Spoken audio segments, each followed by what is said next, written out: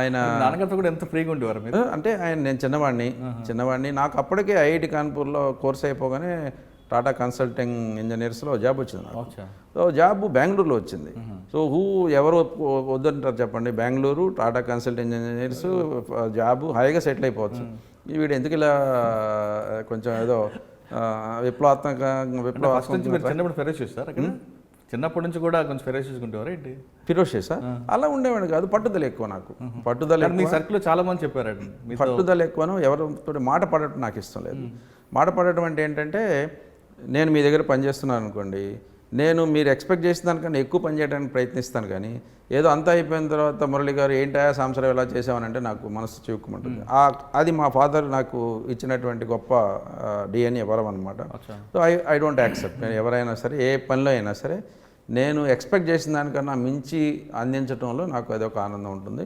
మాట పడని తత్వం. మీరు you can always say that. అది మంచిదా చెడ్డ పక్కన పెట్టండి, వాట్ ఎవర్ ఇట్ ఈస్. ఎందుకంటే నేను ఒక్కళ్ళ కింద మాట అనిపించుకోవడం నాకు ఇష్టం లేదు.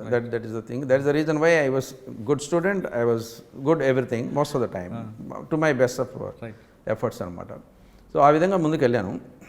సో అప్పుడు నేను కూడా అటెంప్ట్ చేశాను 1 year ఆగి అటెంప్ట్ చేస్తే సెకండ్ అటెంప్ట్లో I could get good rank, రాలేదు, మంచి ర్యాంక్ రాలేదు.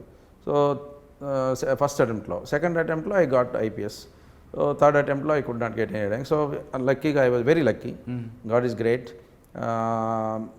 ఐపీఎస్లో కూడా టాప్లో ఉండటం, ఏపీకి అలాట్ అవడం, హోమ్ కార్డ్ రావడం ఐపీఎస్ అంటే ఆ రోజుల్లో నిజంగా అదృష్టం అనుకోవచ్చు.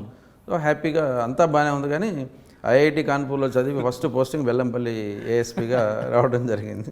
బెల్లంపల్లి ఏఎస్పీ అంటే ఆ రోజుల్లో నక్సలిజము, ఈ రాడికల్ స్టూడెంట్ యూనియన్స్ చాలా పీక్ దీంట్లో ఉండేవి. కానీ ఏదైనా ఎలా చేయాలన్న దాని దగ్గర అప్పట్లో వివేక్ దుబే గారు అని ఎస్పీ గారు ఉండేవారు.